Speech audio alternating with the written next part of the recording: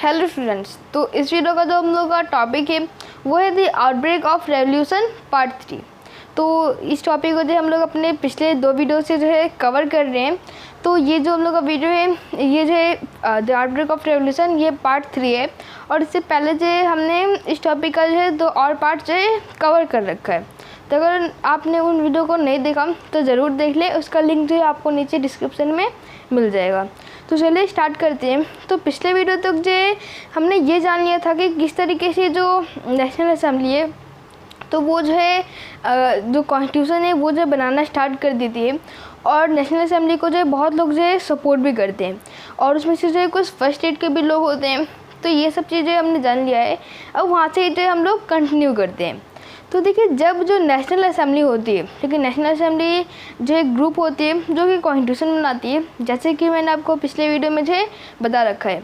तो जब national assembly जो है कॉन्स्टिट्यूशन को जो है बनाने में जब बिजी रहती है, यानी कि वो जो कॉन्स्टिट्यूशन कहाँ पे बना रही थी, टेनिस ग्राउंड में बना रही थी। तो जब वो कॉन्स्टिट्यूशन को बनाने में जो है जब बिजी रहती है तो जो फ्रांस हो जाए तो फ्रांस में जो है टर्मोइल आ जाता है। टर्मोइल का क्या मतलब? तो टर्मोइल का मतलब जो है गदर मच जाना या फिर उथल पुथल होना, ठीक है। जैसे कि उस टाइम पे जो क्या हुआ था, जो सब्सिस्टेंस क्राइसिस है वो जो धीरे धीरे जो उसने जो जन्म लेना स्टार्ट कर दिया था, ठीक है। अब सब्सिस्टेंस क्राइसिस है क्या, इसके ऊपर भी जो है मैंने एक अलग से जो वीडियो जो है बना रखा है। लेकिन तब भी जो है मैं आपको इस वीडियो में जो है हल्का फुल्का जो है आइडिया दे देता हूँ कि आखिर सब्सिस्टेंस क्राइसिस होता क्या है। तो देखिए, किसी भी आदमी को जो है जीने के लिए उसके जो है कुछ उसके लाइवलीहुड के लिए जो है कुछ बेसिक नीड्स होते हैं, ठीक है।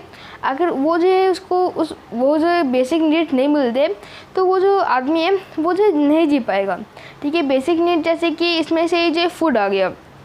अगर किसी आदमी को जो है खाना नहीं मिलेगा तो फिर जो है वो सर्वाइव जो है ज़्यादा दिन तक नहीं कर पाएगा।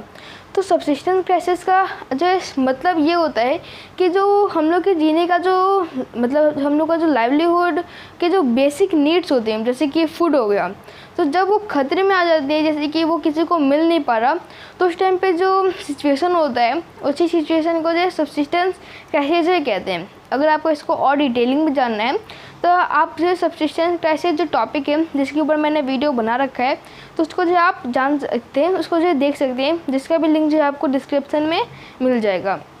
तब हुआ क्या कि अब सब्सिस्टेंस क्राइसिस जो मतलब फ्रांस में भी आ गया। फ्रांस में जो लोग थे तो उनको जो खाने की जो कमी होने लगी। अब इसके बहुत सारे रीजन थे, जैसे कि जो फ्रांस है तो फ्रांस की जो पॉपुलेशन ज़्यादा बढ़ने लगी।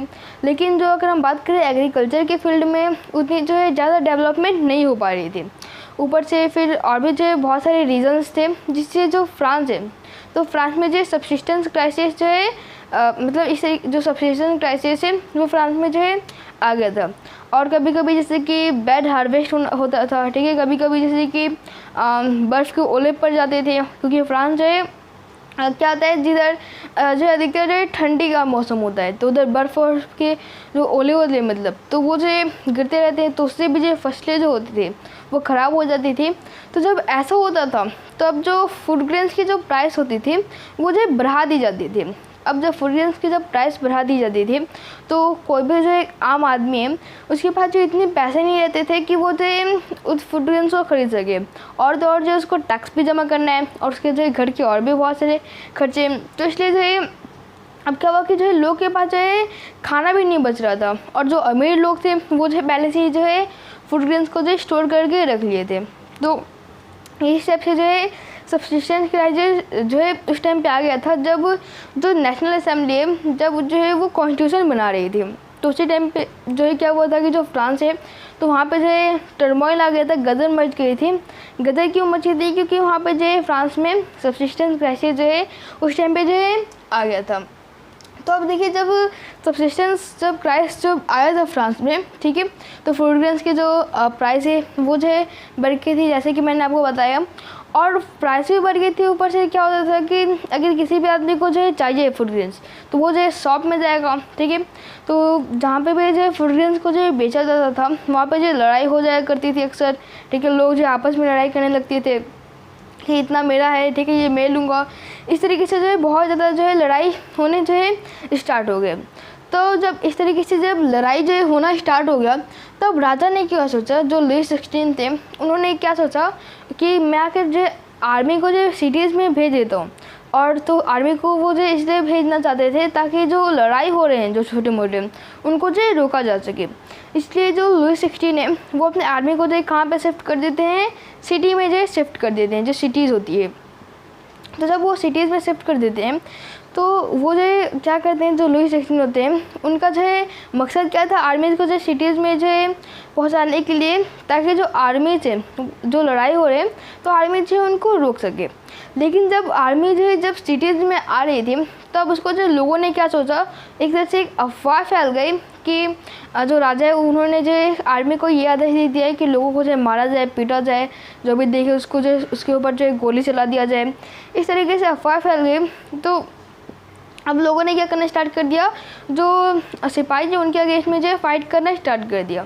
अब आपको जो कहीं ना कहीं ये चीज़ याद आ रहा होगा कि कहीं ना कहीं मैंने इसे पढ़ा है, ठीक है। तो इसी तरह हमने कहाँ पढ़ा था, जब हम लोग फ्रेंच रेवोल्यूशन को स्टार्ट कर रहे थे, जो उसका इंट्रोडक्शन था, उसमें मैंने आपको जो ये चीज़ बताया था कि किस तरीके से जो लुई 16 है वो अपने आर्मी को जो है क्या कर देते हैं, शिफ्ट कर देते हैं सिटीज़ में, और लोग जो है आर्मी के लिए मतलब आर्मी के अगेंस्ट में जो फाइट करने के लिए जो है हथियारें ढूंढना स्टार्ट कर देते हैं। इसलिए जो है वो बहुत सारे गवर्नमेंट ऑफिस में जो है अटैक कर देते हैं, बेस्टाइल फोर्ट को जो तोड़ देते हैं, बेस्टाइल फोर्ट प्रिजन जो होता है वहाँ से भी जो कैदी होते हैं उनको भगा देते हैं, और हथियारें जो है वो कलेक्ट कर लेते हैं। ये जो आपको मैंने बताया था जब हम लोग जो इंट्रोडक्शन वीडियो जो पढ़ रहे थे।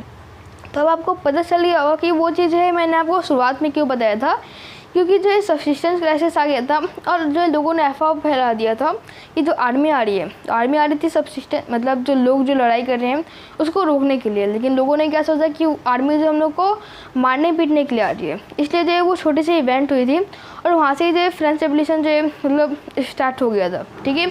तो इस तरीके से जो हुआ था, ठीक है। तो ये सब चीज़ें हमने जान लिया। और फिर आर्मीज के ऊपर जो जनता ने क्या किया, जो पब्लिक थी उन्होंने जो अटैक कर दिया, ठीक है।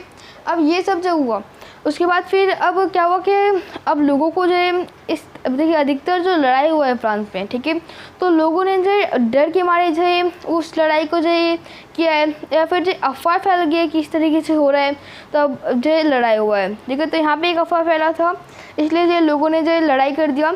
और ऐसे एक और अफवाह फैला था कि जो मैनर्स है, मैनर्स कौन होते हैं, तो मैनर्स जैसे कि जो बड़े बड़े जो ज़मींदार होते हैं उनको जो फ्रांस में जो मैनर्स कहा जाता था, ठीक है। तो अब ऐसे अफवाह फैल गया कि जो मैनर्स है, जो बड़े बड़े ज़मींदार से, उन्होंने जो छुपके से जो अपने खुद की आर्मी बनाई है। और उन आर्मी का जो है ये काम रहेगा कि जिसने जो खेत है, ठीक है, जो एक जो गरीब आदमी जैसे, तो उसके अगर जो खेत है तो खेत में जो फसलें हैं उनको जो जलाने का जो है काम करेगी वो आर्मी, जो कि जो मैनर्स के द्वारा जो है बनाई गई है।